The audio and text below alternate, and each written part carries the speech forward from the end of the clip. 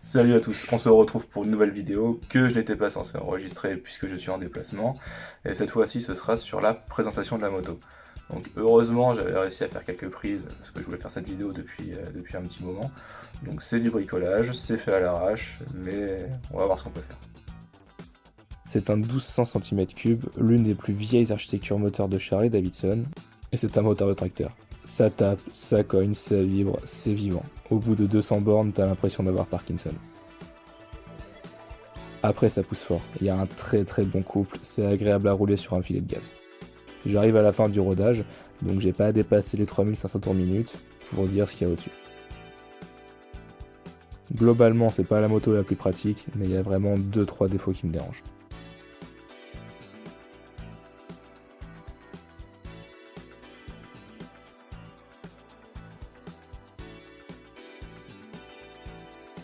Donc, puisqu'on en est à parler des défauts de la moto, on va parler de son superbe réservoir Peanuts de 7,9 litres de contenance. Alors, que dire sur ce réservoir, mis à part que c'est un gros foutage de gueule de la part d'Harley. Foutre un réservoir de 8 litres, tu peux rien faire avec ça. En fait, t'arrives à 130 bornes, je dirais pas au max, parce que j'ai réussi à faire 130 bornes sans taper la réserve.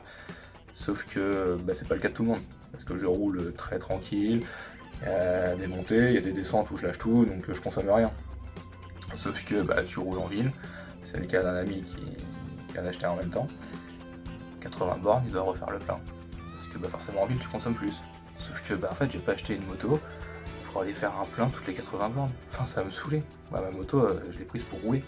Donc au niveau du style que ça donne à la moto, là-dessus il n'y a rien à dire.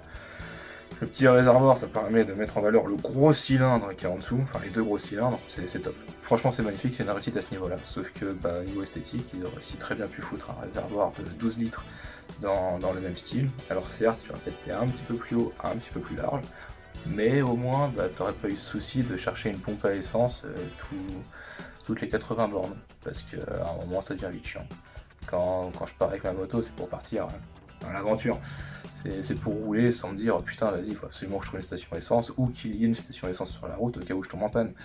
Donc la seule certitude que tu as en partant avec ta moto c'est que tu sais quand tu pars et tu sais pas si tu vas rentrer en poussette ou dessus. Donc là-dessus ouais c'est pas correct.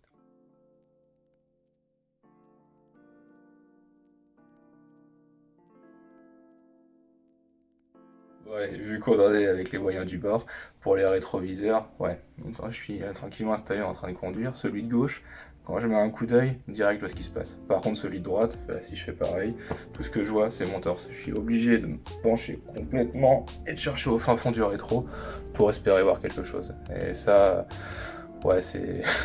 C'est chiant et surtout c'est dangereux. Parce que globalement sur l'autre, en un coup d'œil, je regarde et c'est bon.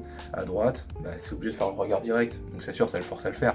C'est toujours mieux de regarder directement que dans le rétro. Mais parfois, quand on veut être rapide, devoir se casser pour regarder, c'est... non. C'est nul.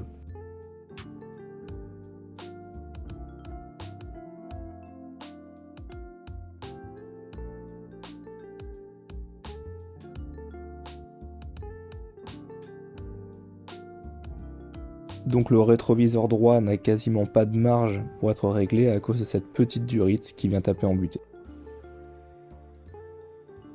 Bon, si maintenant je devais donner, on va dire, des qualités pour contrebalancer, ce serait clairement le moteur. Vraiment. C'est ce que vous allez voir juste après. À lui seul, ça rattrape les petits défauts que j'ai pu donner avant. Juste au démarrage, ça a distillé un plaisir qu'aucune autre moto ne peut procurer. Juste de voir le moteur bouger dans tous les sens, monter sur la moto, sentir le guidon qui vibre, c'est un moteur qui est vivant, on le ressent, et rien que pour ça, l'achat est justifié.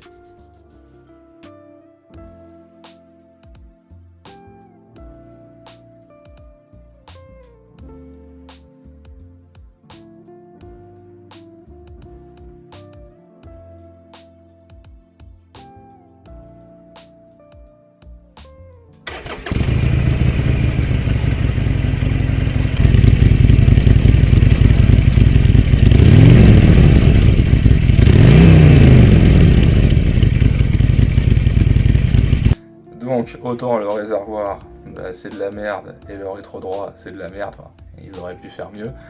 Autant avec Harley, il faut en sorte qu'au cas où tu chopes Alzheimer, tu te rappelles sur quoi tu roules. Parce que sur toute la moto, t'as le logo. Le logo où c'est écrit Harley. Là-dessus, tu peux pas le manquer, tu sais que tu roules sur une Harley. En plus du bruit et des vibrations.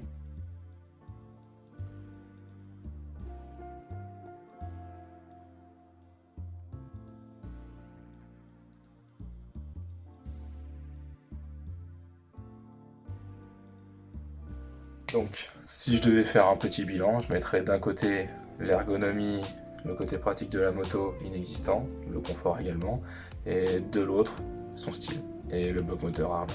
C'est vraiment un achat passion, on l'achète pour le plaisir que le moteur distille, d'avoir le moteur qui vibre, qui te tape dans le cul quand tu accélères, voilà. C'est ce côté-là qui est plaisant.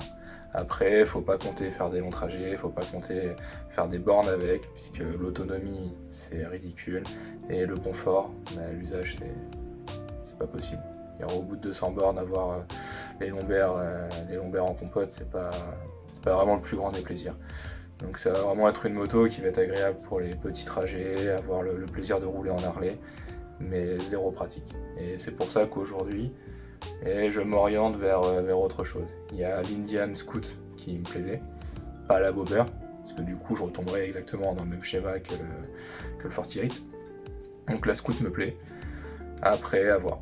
Parce que c'est pas non plus le même moteur, c'est pas du tout la même philosophie. Donc n'hésite pas à me dire, tiens, dans les commentaires, ton avis, si tu penses que je ferai une connerie en revendant mon Sportster pour une Scoot, ou si au contraire, bah, c'est un choix judicieux. N'hésite pas à me dire ce que tu en penses. J'espère que cette petite vidéo prise à l'arrache vous aura plu, et on se dit à très bientôt.